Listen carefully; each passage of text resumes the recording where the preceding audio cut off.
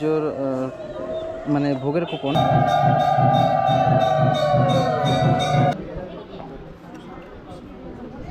তো এখন খেয়ে এখানে শ্রী বেণীমাধব বন্দ্যোপাধ্যায়ের জন্মপীঠে এই হলো। তো সম্পূর্ণ পার্কটা আমি ঘুরে নিলাম।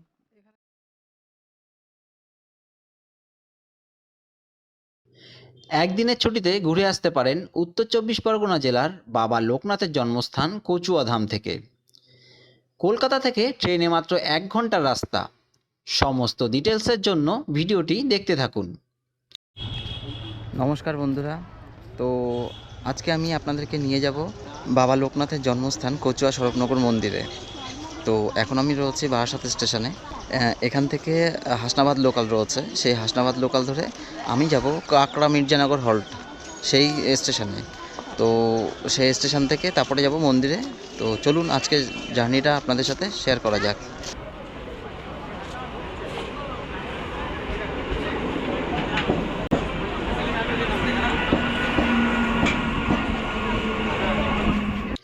শিয়ালদহ থেকে হাসনাবাদ লোকাল ধরে যেতে হবে কাকড়া মির্জানগর। সময় লাগবে মোটামুটি 1 ঘন্টা। আর যদি আপনারা নিজেদের গাড়িতে করে আসেন বা বাসে আসতে চান তাহলে বারাসাত থেকে টাকি রোড ধরে আসতে হবে স্বরূপনগর এবং সেখান থেকে মন্দির।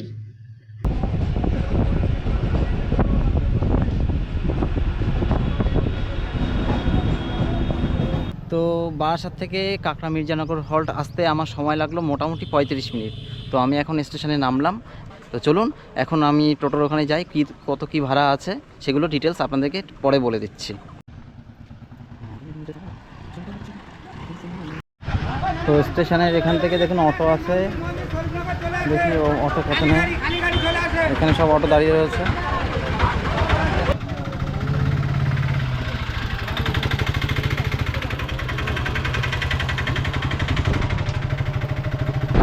আচ্ছা, মেন রোড যেটা বাস রোড ওখান থেকে কত টাকা লাগবে? 5-6 মিনিট। ওখান থেকে ভাড়া কি এরকমই? আচ্ছা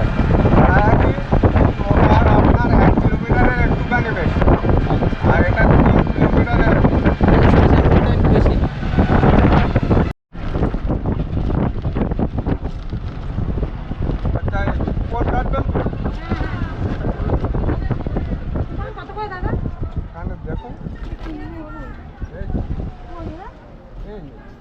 মন্দিরে পৌঁছে সবার প্রথমে ভোগের কুপন সংগ্রহ করবেন, কারণ এখানে যেহেতু লোক কম হয় তাই কত কুপন সেল হলো সেই অনুযায়ী রান্না হয়, তাই আগে থেকেই এই কাজটা সেরে নেবেন। তো স্টেশন থেকে আমি এখন মন্দিরে চলে আসলাম। এই হচ্ছে মন্দির আমার পেছনে। তো ভাড়া নিল টোটোতে হচ্ছে 10 টাকা করে, আর সময় লাগলো মোটামুটি ওই 10 মিনিট মতো। আর স্টেশন ছাড়াও আপনারা ওদিকে মেন রোড রয়েছে, মানে হাসনাবাদ যে রোড রয়েছে সেই হাসনাবাদ রোডের ওখান থেকে আপনারা যদি কলকাতা থেকে বাসে আসেন তো স্বরূপনগর নামতে হবে এবং ওখান থেকে বাসে এসে আপনাকে আবার টোটো করে এই মন্দিরে আসতে হবে। তো সেখান থেকে রাস্তাটা কম, 1 কিলোমিটার।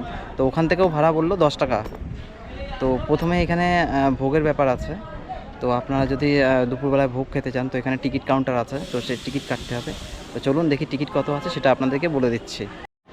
তো এই দেখুন লেখা রয়েছে, কুপনের পর্যায়ে লেখা রয়েছে প্রথম পর্যায়ে 12:30 লাল কুপন। এখানে অনেকগুলো ভাগ রয়েছে। পুজোর পরে দেবে তো? পুজোর পরে খাওয়াবে তো? 12:30। তার আগে পুজো হয়ে যাবে? 12টায় মন্দির বন্ধ হয়ে যাবে। আচ্ছা আচ্ছা।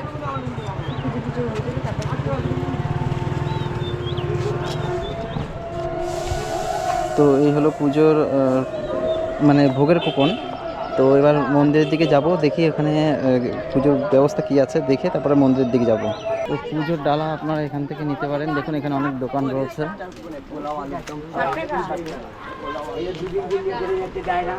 এই দোকান থেকে নিতে পারেন পুজোর ডালা।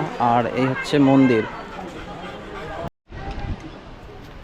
তো আমি এই দোকান থেকে পুজোর ডালা নিচ্ছি। এই পুজোর ডালা 31 টাকা থেকে শুরু, 31, 51, 101। খুব 11টা থেকে পুজো শুরু হবে। তো এই হলো মেন মন্দির।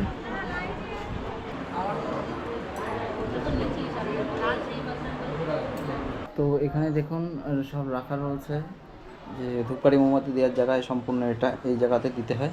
তো এখানে সবাই ধূপকাঠি মোমবাতি জ্বালিয়ে গেছে।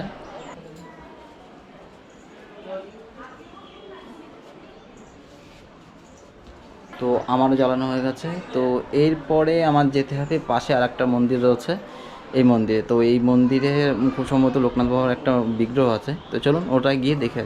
এখানে এই বাবা লোকনাথের একটা বিগ্রহ রয়েছে। তো এখানে আপনাদের জল দিতে পারবেন এখানে এসে বাবা লোকনাথের মাথায়। এই পুকুরটার নাম হচ্ছে দুধ পুকুর, এই যে লেখা রয়েছে। তো এখানে আপনারা স্নান করতে পারেন। আর যারা মহিলা থাকবেন তাদের ড্রেস চেঞ্জ করার জন্য এই যে ঘর রয়েছে, এই ঘরে আপনারা ড্রেস চেঞ্জ করতে পারবেন। মন্দিরের যে পুজোর টাইম দেখুন এখানে লেখা রয়েছে সকাল 8টা থেকে 12টা, মানে সকাল 8টায় শুরু হয় আবার 12টার মধ্যে শেষ হয়ে যায়। আর বিকেলবেলা 3টে থেকে 8টা এখানে পুজোর টাইম দেওয়া রয়েছে।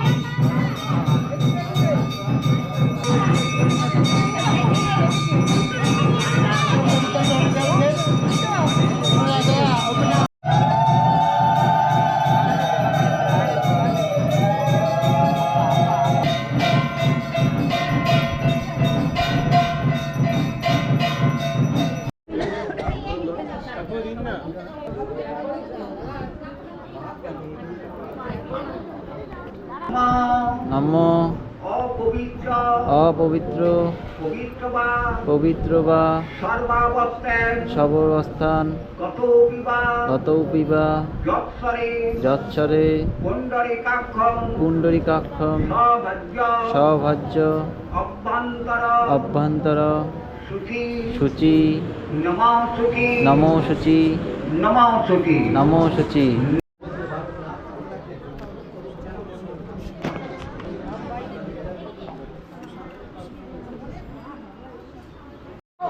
তো পুজো দেওয়া হয়ে গেছে 11:30 থেকে 11:15 অবধি আরতি হলো, এবং 11:15 পরে শান্তির জল দেওয়া হলো, অঞ্জলি দেওয়া হলো। তো এখন পুজো দেওয়া হয়ে গেছে, এখন হচ্ছে এখান থেকে মন্দির থেকে পুজো মানে প্রসাদ দেবে। তো চলুন এখন দেখি প্রসাদের লাইন কোথায় আছে, সেখান থেকে প্রসাদ নিয়ে তারপরে যাব ভোগের লাইনে।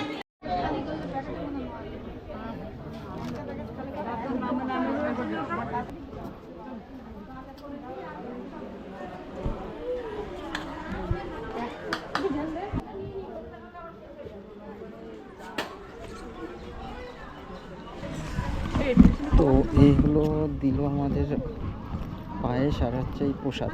তো এখন খেয়ে এখানে হাতটা ধুয়ে নিই।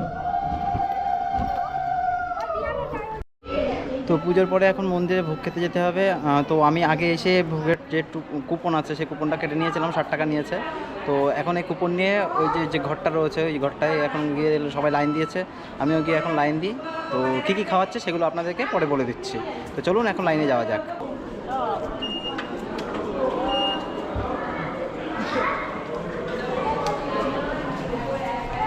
তো আমাদের কুপন কেটে দিয়ে দিল, এখন এই যে এখানে বসে বসে সবাই খাওয়াচ্ছে, এখানে বসে আমাদের খেতে হবে।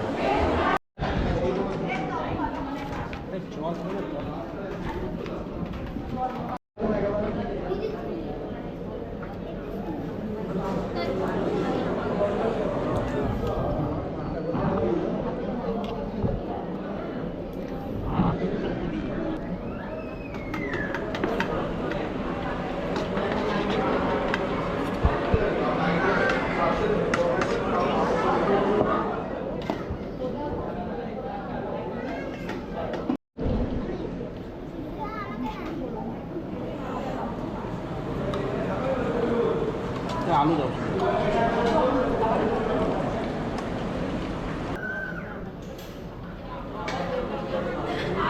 তো আমার ভোগ খাওয়া হয়ে গেছে। এবার আরেকবার ফাইনাল আপনাদেরকে বলে দিই যে ভোগে কী কী দিল। প্রথমে দিল খিচুড়ি, তারপরে দিয়েছে পোলাও, তারপরে দিল আলুর দম, আর লাস্টে দিয়েছে হচ্ছে পায়েস। তো এই 4 রকম নিয়েছে। আমাদের কুপন ছিল 60 টাকা। তো এখন ভোগ খাওয়া হয়ে গেছে, এবার আশেপাশে কয়েকটা দর্শনীয় স্থান আছে, সেগুলো আপনাদেরকে দেখিয়ে দিচ্ছি। লোকনাথ বাবার যে ওই মেন মন্দির, সেই মেন মন্দিরের এই পাশে আর একটা লোকনাথ বাবার মন্দির রয়েছে। দেখুন উপরে লেখা রয়েছে শ্রী শ্রী লোকনাথ বাবার প্রাচীন মন্দির, স্থাপিত 1947। তো এখানে প্রাচীন মন্দির খুব সম্ভবত হয়তো এটাই আগে তৈরি হয়েছিল। এবার যাব লোকনাথ বাবার যে বন্ধু ছিল বেনি মাধব, তার বাড়ি, এবং গুরুদেব যে ছিল সে গুরুদেবের বাড়ি, মানে ভগবান গাঙ্গুলি। তো ওনার বাড়িতে যেতে দেয় না, বাট দূরের থেকে আমি দেখিয়ে দিচ্ছি। লোকনাথ বাবার যে গুরুদেব ছিল সেই গুরুদেবের বাড়ি হচ্ছে ওই যে পুরনো বাড়িটা দেখা যাচ্ছে, ওই বাড়িটা। তো ওখানে এমনি যেতে দেয় না, ওখানে কোনো একটা আশ্রম রয়েছে, ওখানে পাঠ করানো হয়। তো আমি ওইখানে গেটটা আপনাদেরকে দেখিয়ে দিচ্ছি।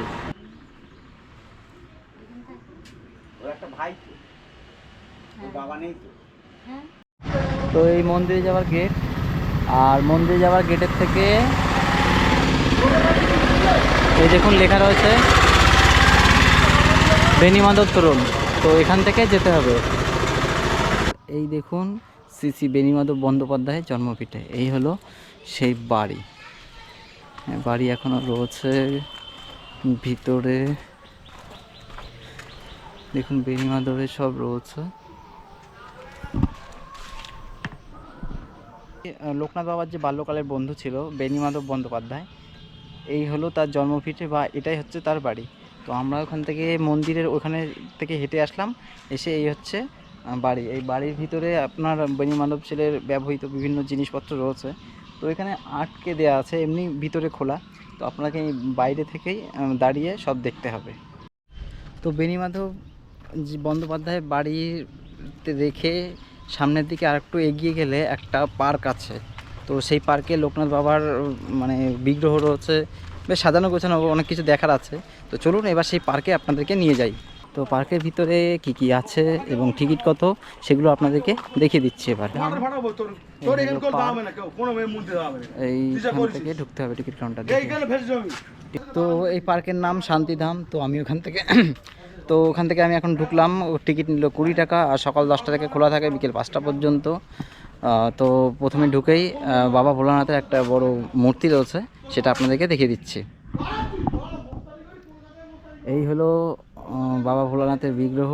দেখুন পার্কটা বেশ গাছগাছলা দিয়ে বেশ সুন্দর রয়েছে। তো চলুন পার্কটা ঘুরে ঘুরে আপনাদেরকে দেখিয়ে দিই। তো পার্কের ভিতরে দেখুন একটা পুকুর রয়েছে, গোল করে দেখুন চারিদিকে বাঁধানো। আর ওখানটায় দেখুন ওই দেখা যাচ্ছে বাবা লোকনাথের একটা বিগ্রহ রয়েছে, মানে তপস্যারত পাহাড়ের উপরে এরকম সাজানো রয়েছে, খুব সুন্দর। পার্কের ভিতরে দেখুন একটা পরী রয়েছে, পরীর মূর্তি। এটা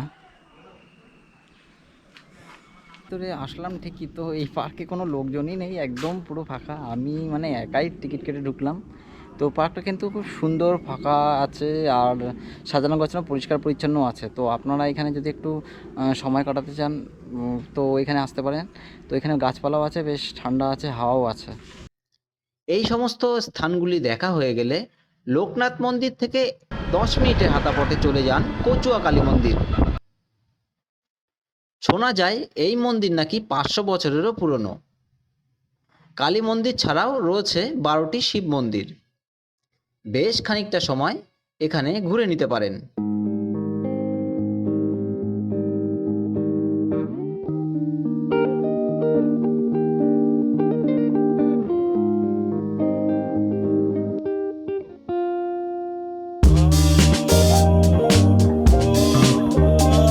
এরপর আপনারা এখান থেকেই টোটো পেয়ে যাবেন স্টেশনে আসার। লোকনাথ বাবার জন্মস্থান যে কচুয়া মন্দির, আপনাদের একদিনের ভ্রমণে আপনারা ঘুরে যেতে পারেন। তো মন্দিরের ভ্রমণের যা ডিটেলস ছিল তো আপনাদেরকে সব জানিয়ে দিলাম। যদি এরপরে কিছু জানার থাকে তো কমেন্ট করতে পারেন। আজ তাহলে এ পর্যন্তই, দেখা হবে অন্য কোনো ভ্রমণের ভিডিওতে। সকলে ভালো থাকুন আর দেখতে থাকুন আমার ইউটিউব চ্যানেল। নমস্কার।